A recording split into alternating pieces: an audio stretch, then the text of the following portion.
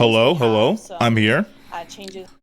All right. So real quick, I made us a video to really get us into spirits and the shirt's like, I know I have great fashion, but truthfully, like, honestly, this video I made at like 4 a.m. For all my teammates and to get you guys hyped to support my team.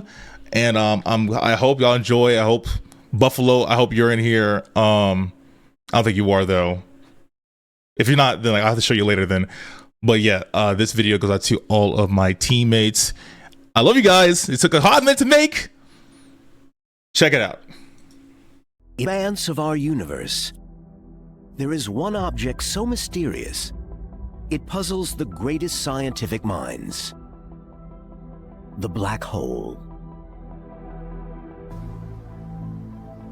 A black hole is a region of space where the pull of gravity is so powerful that nothing at all can escape if it gets too close. And by nothing, I really mean nothing, including even light itself.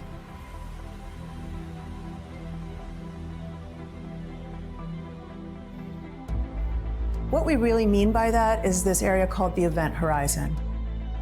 It's a specific limit around the black hole that marks what's inside and what's outside. Once anything crosses that boundary, adios. It is out of contact with the rest of the universe. We don't know what its ultimate fate is, but probably it ain't very good.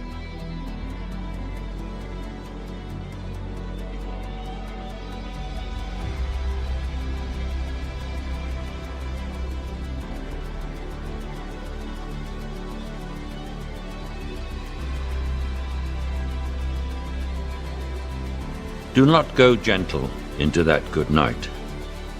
Old age should burn and rave at close of day. Rage, rage against the dying of the light. Though wise men at their end know dark is right, because their words had forked no lightning, they do not go gentle into that good night. Rage, rage against the dying of the light.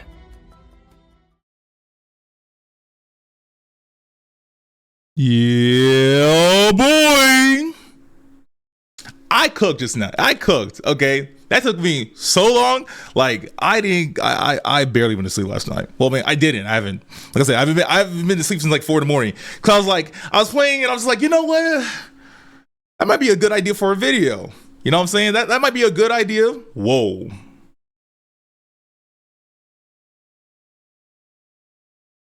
You know what? I don't know what I touched. We good now? Cool. Hey, but I had to spell my name right. What the fuck? Wrangle. We're enemies. You're gonna hold that. Okay? And you know what? I'm glad I did. Because what you did, chat. Hold on. He sent me this gif. He sent me this guy, yo, with the most craziest hog tour ever. Come on now. I'm curious to see if we're gonna see some of those heroes like Gadget, maybe Zara's band, because those combos together were insane.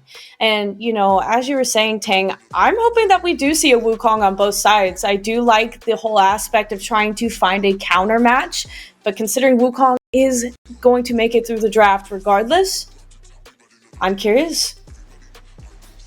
Yeah, there's a lot to really question here, but I think like when it comes to with the teams themselves and the compositions that they're making, they're essentially, I don't want to say that how much time they've had to really prepare like Wukong specific drafts or stuff like that, but something about just having a good solid foundational composition you draft and then put the Wukong in on top just to kind of really match kind of like what the style of your team composition is. You're probably going to find a bit more success that way. I mean, first bans though, already we're seeing a little bit of a difference there.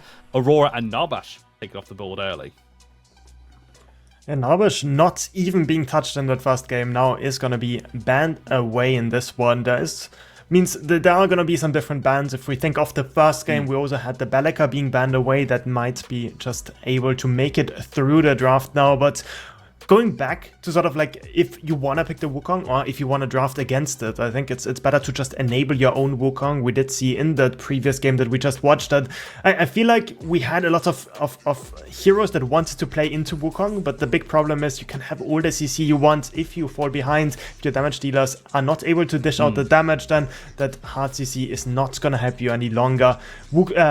Howitzer being banned away again. We are not gonna see this patched version of that Wukong with those slow mind changes that we talked about earlier, and the Muriel this time is also gonna be banned away. So Liz, we're not gonna have that big wombo combo Sarah's with Wukong and the Muriel again in this game.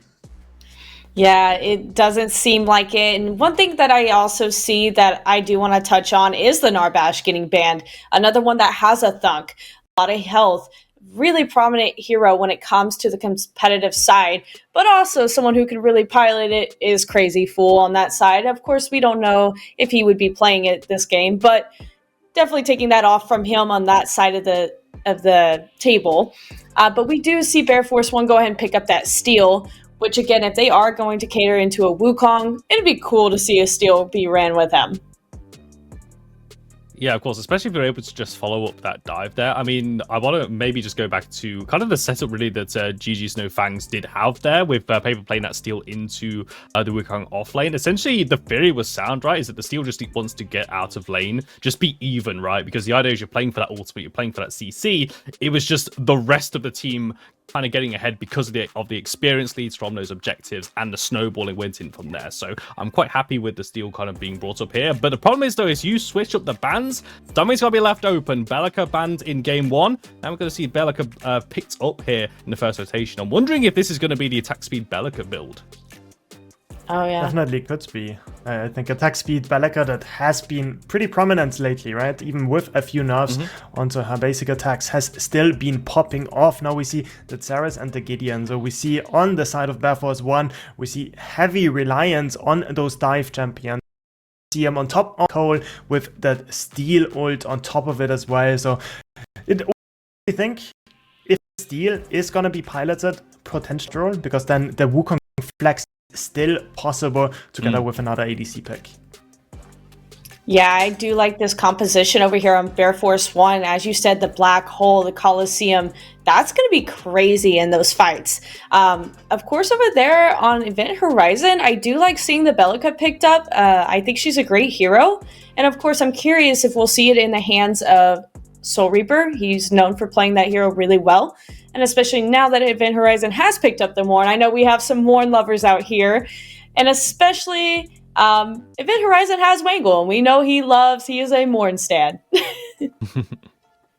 Yeah, and Wangle as well, just likes playing the Morn, and also talk about the Narbash ban as well, not being able to play that one as well. Morn as a pick, did get buffs in 1.5, which I do like, and also into this draft. So Morn is very much a kind of like an anti-dive kind of support, right? Because that Eclipse, that ultimate, just removes that field of view here, and it makes it much more difficult to coordinate your dives, right? The Shield Slam over the top of the black hole, over top with the Coliseum as well. If no one can see what they're really doing there, that could be enough for the Morn to find the value in there. But at the moment, I just like the simplicity coming out of Bear Force 1. I mean, there's going to be some players on a bit of ping, but I don't care if you're on like 10 latency or 210 latency. You see a black hole, you press the R button, and you go in. I don't think they're gonna miss the Coliseum either, so I think those are a few good champions that they've picked up for themselves. And on the other side, right, Morn, you were saying it, right, got some buffs, got some love for 1.5. We also have the longer ultimate duration during it, right, and his AP scalings were actually tuned up quite a bit, so just buffs around the board. And Morn honestly might even potentially be possible to be flexed into the offlane role. What that would allow potentially, right, is to have a Wukong jungle that has somebody in the offlane to always play for. The Morn has like the best gank setup in the game, even though in the offlane he doesn't really have the biggest fighting powers, but he might still work if you really want to play around the Wukong. Now on the other side, we finally get to see the Quang being picked up together with that Twin Blast. All in all, I see a lot of dive potential, but Liz, I'm not seeing a monkey.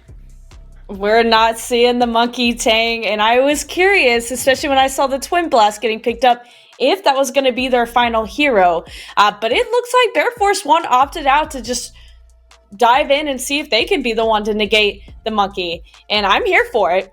You know, we saw in the other game, but seeing this team comp, I'm really interested. And, you know, something I want to mention as well is that Bear Force 1 did ban the Shimby going in. And, of course, Event Horizon banning the Countess.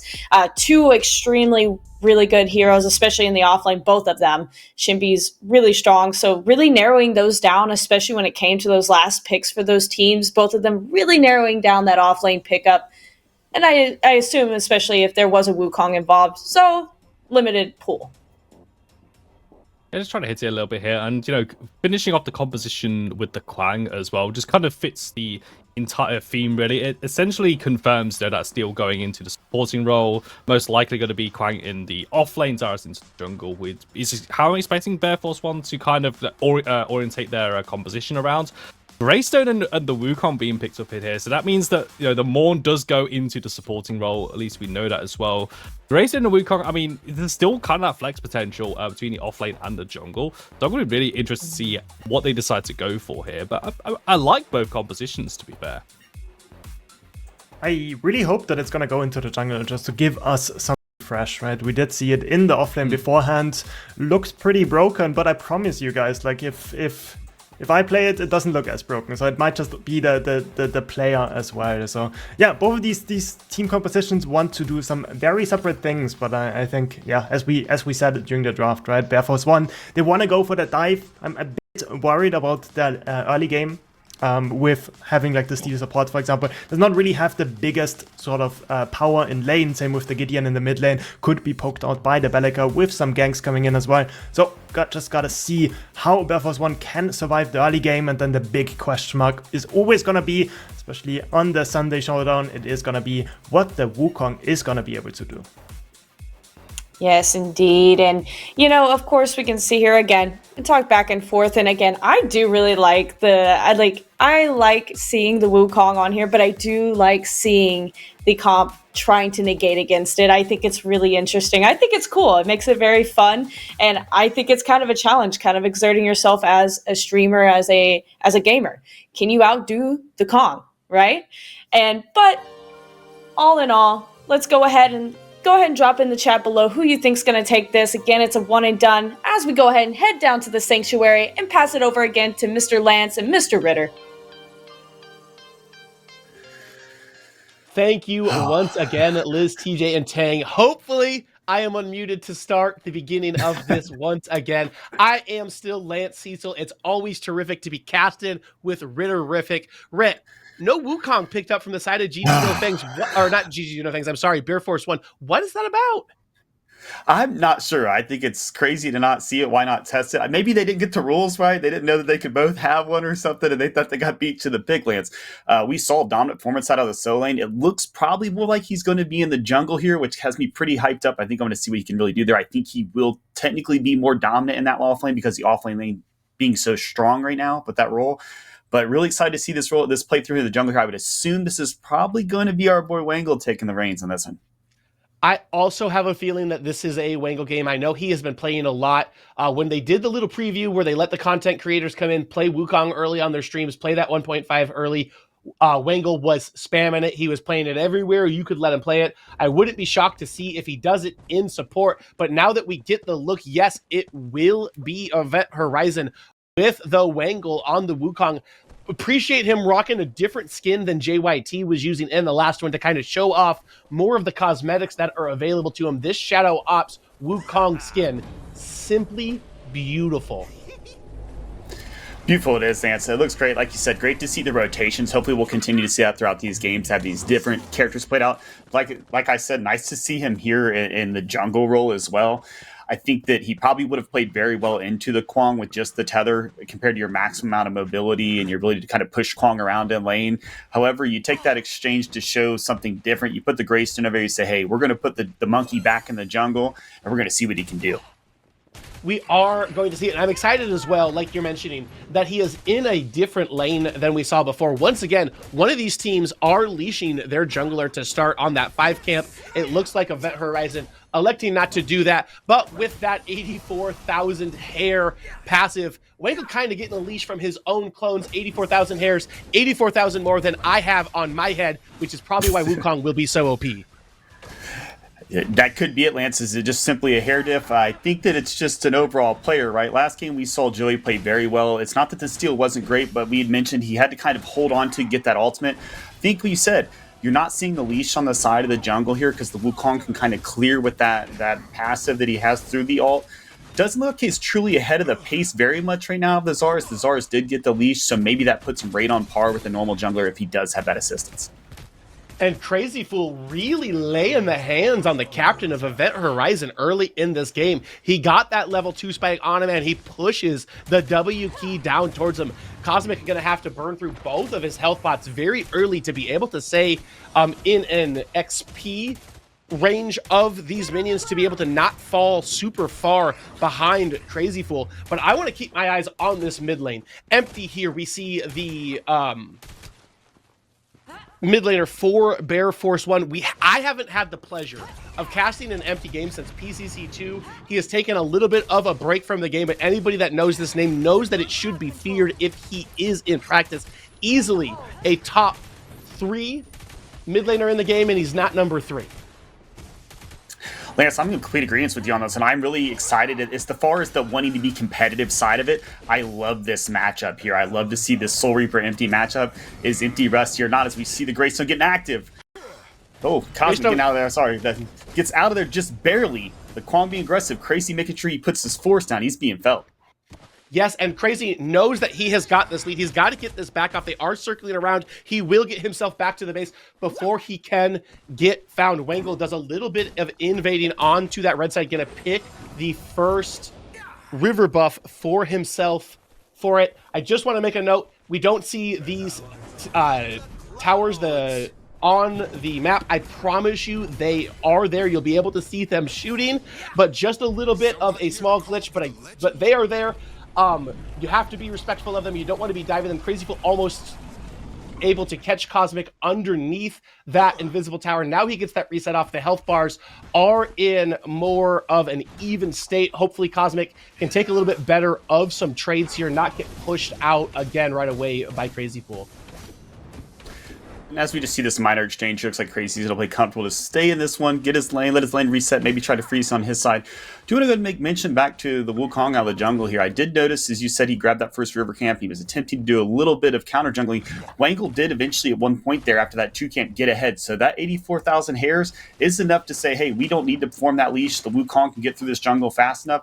And I think that's one more way to show this character can be dominant in that role outside of the solo lane where a lot of us expected to see him. Another big change that's coming in 1.5 that I'm very excited to talk about. Actually, Wangle looking towards Empty, but that torn space going to get him safely back towards his tier 1 tower.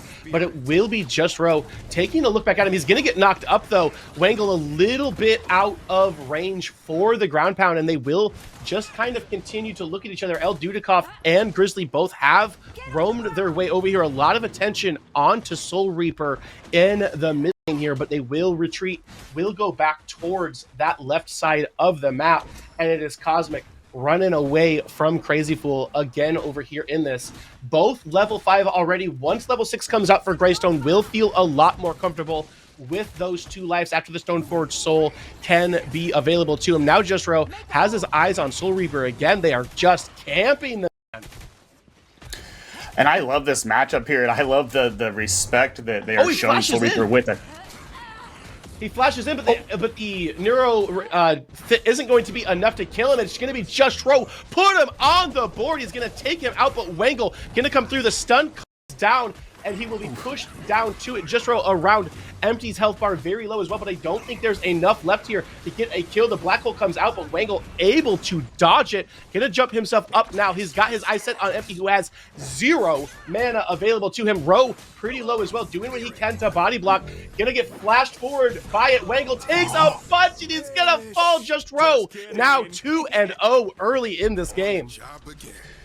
Lance, you said he was top 3 and he wasn't number 3. He got the bait there. He got Soul Reaper. He flashed in. He wasn't able to secure the kill. They turned that one around. Wangle comes in. He thinks he's got it. The small dance under that T1 tower stops Wangle from securing that kill. Good play down the side of Empty. Ping wasn't a difference. Time away from the game. Not looking too rusty, if you ask me. Not looking rusty one bit. He is the escape artist. He is my favorite European mid laner by a stretch. So I love seeing Empty get some success out here. Hopefully this can get him toying around with the game a little bit more. We would love the return of the king, but still, just focusing in here, I want to kind of take a look at, looks like augmentation will be the first item Wangle is going here. I'm sure a lot of people are curious about what we are looking to build onto the Wukong, what we are trying to do. Soul Reaper, though, Coliseum into the mid lane here.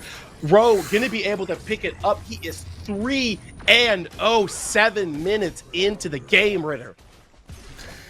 Bro playing strong here. He realized that Soul Reaper no longer had that blink in that previous engagement. He got hyperly aggressive. He said, hey, I've got my ultimate. I can come down with this Coliseum. We got you trapped right where we want you. And luckily, Empty was there to follow up with him and said, hey, we're going to secure this kill early. They're moving their way on to that first Fangtooth. Yeah, using the momentum that they have gained early in this game with the deficit they have put the enemy mid laner at to move into this first Fangtooth, get that extension on to the buffs that they can pick up. But Mr. Buffalo and Neo are here, but I don't think that's a spot you guys want to be in. Neo already going to fall. El Dudikoff going to pick him up. Ventilator comes out trying to put some extra damage around as well. More people coming. Just Rose going to pick up Buffalo at the end. Reaper free casting in the back, though. That's not what you want. He's going to pick up a kill, a shutdown onto Just Ro, and now they are still pressing forward. Seismic Assault going to knock the steal up, who's going to have to flash away, and now Wangle in here doing some monkey business. Long arm of the law. Adam Neo going to pick Grizzly up on the retreat as well, and tail tucked between their legs. Bear Force 1 going to have to walk back into the safety of their tier 1 tower. And a great counter push that you see that objective go down. The team, the event horizon rotates in a little bit late there. It's not quite where they wanted to be. I do love the Morn pick, but unfortunately he wasn't able to get in and negate much damage. However, I will give respect to Neo though. After that play goes down, he is respawn counter. He comes back. He with that 20% less range or area of effect, he still does land that snipe, securing a good kill for him to kind of counterbalance out the fact that he went down that previous part of that fight. Went down early, but was able to do it. And the big part, Soul Reaper, who has been put behind a little bit early in this through the camp in him, is able to get the shutdown onto Just Ro, pick him up quite a bit of gold. I believe Just Ro was 4 and 0 at the point that Soul Reaper was able to land that last hit. So probably 600-ish gold in just pumped into Soul Reaper's pocket as he's going to pick this river buff up. Wangle behind him, going to insta-clear that ward because of the 3 hits from the Bellica passive, and Wangle's got an angle on them. Is he going to be able to do anything with it? Not quite able to get that push back as Grizzly able to use the shield bash to stun him down. But Ro on the mini prime, looks like they're going to donate that over to Crazy Fool. Ro definitely knowing how to play the game, playing around his laner who is kind of dunking on Cosmic over here on the Greystone. I cannot deny it. Lance, he is playing very strong into him. He's kind of holding him back overall in the lane, make sure he stays ahead and farm. However, not really taking any plates, and I think that's the real crucial thing we need to point out. Neither team really sacrificing those plates to the other. No, and here is the Coliseum. The black hole should be coming up on top of it as well. Big damage coming out. Wangle doing what he can to swing his staff around as we are moving around. Soul Reaper going to come in and be able to pick Grizzly Gamer up. There will only be 1 member of BFO that's going to fall. 2 members for Event Horizon are down already, though. Soul Reaper still firing onto Dudikoff here. He is a senior citizen, Reaper. Leave him alone. Crazy Fool is going to come in here to try to provide a little bit of peel. Make sure that El Dudikoff is able to get out. Reaper's going to flash forward, but the Seismic Assault going to miss onto Crazy Fool. He will have to retreat and get himself out of this side of the jungle, even though Mr. Buffalo there is there to be able to provide a little assistance. Lance, if I'm on the side of the Event Horizon, I love everything about that exchange there. You go in there, you stop that mini prime secure. Then I love the aggression from Soul Reaper. He got down early, but he didn't let that change the way he was going to play this game. We're seeing those active flashes to engage, not to disengage. Unfortunately, doesn't hit that knock up and get that Void Bomb to secure the kill on Crazy. But I like the mindset of saying, hey, we got down a little bit, but we're not going to let it phase us. We're going to keep these things on all throttle. We're keeping these cylinders going moving forward. Yes, pedal to the metal for sure. And it is going to be interesting to see how these comps move into this late game. BFO has a lot of team fight potential. You know, they've got the Coliseum into the black hole, into all of the different things Quang can do. They've got all of the CC support that Steel can provide as well. And then Dudikoff just pumping the damage out from that Twin Blast as well as Cosmic and Crazy Fool in a little bit of a 1v1. The Stoneforge Soul should not be available to Cosmic here though, but he is going to be able to storm the gates, get himself out of range. Now it's going to be Wangle moving in towards the mid lane, but Empty. Very hard to gank on that Gideon hero, especially without being able to follow that torn space, and his tier 1 tower still available, just able to kind of whoop, get over to the other side of that lane. But Soul Reaper sees Just Row. I don't know if he's quite got the damage to be able to take him out, but Wangle on to Crazy Fool here, whose kit should be mostly expended. I do not believe he's got his blink either, and Wangle is going to be able to take him down. Is it going to be Cosmic? Is it going to be Wangle who picks it up? It will be Wangle. So a little bit of extra gold on to the Monkey King, but the Fangtooth started on the other side of the map, and Neo and Mr. Buffalo, they have to turn tail. Black Hole comes out from Empty. It is pulling Neo in. The Ventilator comes down the hallway as well. That's going to be a clean 2-0 on this side of the map, although they lose their Quang on the opposite side. And Lance, that was a great play there on the side of the Bear Force 1. You saw that Wangle was on the other side of the map chasing down that kill on Cosmic, and maybe that's something that they're kind of focusing on here. They realize that they have that advantage. Crazy's over there. He's going to stay very strong and staying aggressive against Cosmic. He's able to do so, forces out his flash and the ultimate. Wangle is forced to rotate over at that point. He does secure kill, however. Do you think that kill on the solo lane is really worth giving up that second Fangtooth? Me and you both emphasize how important that was, that additional movement speed with the pace of the game being so much faster, being a very dominant buff to secure. And I would say it's even more important when you're playing into a Wukong jungle. Everybody keeps highlighting the mobility that Wukong has within his kit. Well, one of the ways to be able to counter it is just you can run with him now, right? Like, yeah, he's going to be up in the sky, but eventually what goes up must come down, and he will fall. If you can kind of keep up with him, stay paced, stay underneath him, you can hit him with that CC as soon as he falls down. You don't want somebody that has the mobility that Wukong has, also getting 8% out of combat movement speed. So great utilization and focus on the Fangtooth side of the map out of Bear Force 1. I'm going to tell you, I didn't expect this game to go the way that it is going so far. I kind of thought Event Horizon was going to wreck them here. Wangle does come in empty, going to use the torn space to get himself back. His turret's still up, taking a bunch of damage on the Soul Reaper, who's going to have to use the Epoch, but it is within the Coliseum, and now Wangle going to have to do what he can to get out as well. He's used all of his mobilities. Soul Reaper going to go down to Just Row in that early, going to use the ground pound, push them away. Wangle going to flash out as well. Empty is following him. He gets the rock. Row gonna be able to pick that up, and this mid lane duo of Just Row and Empty have been taking it to Event Horizon so far in this game. Lance, I said I loved the aggression early on the side of Event Horizon. Also was playing. Starting to eat my words a little bit here. Maybe the aggression needs to slow down a little bit. I will say during that fight up until the part where Wangle re-engaged, got himself killed at the end, I really liked the way he showed the mobility and the ability to counterplay with Wukong, playing him at a very high level, making sure to push away that Zars, get just away from him. Fortunately, gets the flash out, feels comfortable thinking he's going to go back and secure a kill, doesn't get it, but love the play overall. It's something exciting. The players can see the limits of this character. Yeah, and Crazy Fool does get the Stoneforge Soul out of this Greystone.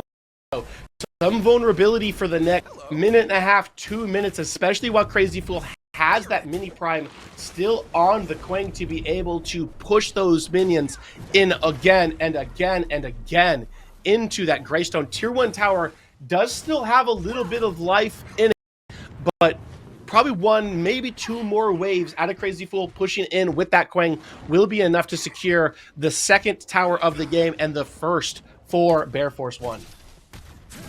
It's great to hear you mention the towers here, so I'm going to take a quick look at that, Lance. We do see the lack of objectives currently on the side of Event Horizon. However, if you look at the overall play, they have secured a T1 tower. They've not forfeited or surrendered any others currently at this time, as we do expect them to lose that one there in the solo lane.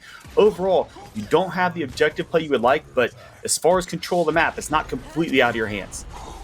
And Rowe able to pick Soul Reaper up right before it, not take too many shots from that mid lane tier 1. So a man advantage as the third Fangtooth has spawned as well. Neo getting some shots out. Everybody is in the dark. The buffs to Morn coming in clutch. Grizzly taking a lot of damage as well. Wukong gonna hit him with the ground pound, but Rowe shows up to be able to put Neo down, and now Wangle in between a bunch of their members. Health bar going very low. Empty's got his eyes set on him as well, but he's walking on the clouds, but he's gonna spend a little time in heaven as Wangle lands the rock to be able to put him down. Now Mr. Buffalo in a bit of trouble as well, as that is a 2v1 and you are a support. Third Fangtooth up on the board. Will they rush straight to it? It looks like they are taking resets. Extremely surprised to see these resets here, Lance. Having great dominant performance in these fights right now. Bear Force 1 said, hey, we got the old bait maneuver on you. You think you're getting our duo lane, you come over there, you think you have the numbers. Joke's on you guys. We got 2 more coming in. Great play there by them. Surprised, as you said, not to see them rotate directly to the Fangtooth, but it looks like they're headed straight on that path now. Not too concerned about what's going to come from the side of Event Horizon, as they've had complete control of the objectives up to this point. They have, and Soul Reaper takes a little bit, gonna have to use the Epoch, but he is stuck between 2 dudes, is going to get taken out by Empty. Just Row continuing to push forward as well. The members of Event Horizon are retreating. Down comes the Coliseum, down goes the Greystone, down goes the Wukong. The Black Hole comes out as well. Neo has to flash out, but it's not a flash far enough. That's the RGS Ace, the first of the tournament. All 5 members of Event Horizon down. All 5 members of BFO up. Third Fangtooth secured for free. Lance, we love that excitement, that play there. We wanted to have something exciting, and an ace is about as good as you can get. It's not on the objective, but it's prior to the objective. We love that team fight. You go into that jungle. You said, hey, we're not afraid of which side of the map we're on. We're securing kills, and we're getting this final Fangtooth. Right, and just like that, all 3 tier 1 towers for Event Horizon, now fallen Duty Cough, able to take out the left coast, best coast, tier 1 tower over there into the duo lane. So map opening up quite a bit. They've got that third Fangtooth to have that 6% buff. They've got the second second Fangtooth, obviously, if they have that third, to have that out of combat movement speed, and the map belongs to Bear Force 1 right now. Lance, and that changed so fast. Momentarily, we were talking about how all those T1s were up, how there were objectives about to spawn. Even though they hadn't security objectives, it was going to be okay. Fortunately, they surrendered that third Fangtooth. They do lose all those T1 towers. Crazy was able to make his power felt outside of just that solo lane. He rotated in that fight, had a glorious ultimate that led into that black hole from the Gideon. Empty playing very good this time in the mid lane. Oh, and leave my boy Soul Reaper alone. They gank him again. Neo and Mr. Buffalo are on their way over, but it may be too little too late, as Wangle at a man disadvantage too, gonna jump up, get out of the Coliseum. Rose still chasing him down. Great tether comes out of Crazy Cool. That's gonna be enough to put him down. Snowflare Sorrow comes out of Cosmic, but he's still going to have to continue trying to run away. Empty pretty low now. Cosmic actually gonna flash forward at him. Crazy Fool gets Mr. Buffalo on the other side of the fight, but it's too little too late. A double kill for Just Row. This guy is smurfing right now. Lance, and again with the ace, you can't get mad about that. Anytime you can get those, great plays are coming your way. You take down the entire opposing team. You caught Soul Reaper again being aggressive, a little out of place. Obviously, they played a little bit prior to this. Maybe didn't play against each other, but when they came into it, they had a little bit of a scheme, a plan. They said, hey, if we can hold this mid lane down, let everybody else do what they can across the map, we'll be all right. So far, it's working to perfection. Right? Just Rowe showing up just in time every single time, rowing the boat the direction of that mid lane, trying to do what they can to stop the low mobility hero that is Belica. Yeah, she's got the Epoch. The Epoch has kind of failed her a couple of times in this match from what we've seen so far. She's used it at times where there were still people able to follow up, her team not able to come bail her out in those situations, but utilizing the blink cooldowns, knowing when she's got it, when she doesn't, when she is vulnerable, and Empty playing very well around his jungler, and as I'm saying it, rinse and repeat. It's like I could see it coming. Uses the Epoch, nobody on her team there to help her out, and they are able to just put her down. I think they've got their eyes set on this Orb Prime. They're going to go for it at 20 minutes and 30 seconds. Wangle's got to get over here, try to defend. Lance, he's got to try, but as squishy as Wukong kind of feels, it's going to be a real quick in and out kind of scenario. Really strong performance here, gating out and protecting these objectives by the side of Bear Force 1. Yeah, but that's what Wukong does. He gets in, he gets out quick, but you can't go into a 1v5. Your duo lane is on the other side of the map. Empty going to come over here, try to get the solo bolo onto him. Just keep him out of it. Wangle will be able to move out, but not far enough away. Empty's going to get him down 1v1, and it will be the Orb Prime at 21 minutes into the game for Bear Force 1. Bear Force 1 wasting no time, though. We heard the captain and Grizzly talk before the match about his confidence in his team and how he felt that they would play, and it's really showing right now, Lance. Very great performance by them. Seems like they're not missing a beat as far as communication. Whatever scheme they may have planned or they had, whether it was a couple of days ago or today, it's working in full effect. They're probably hoping they can drive this one all the way home through the championships, get themselves that spray, and they didn't need the monkey to do it.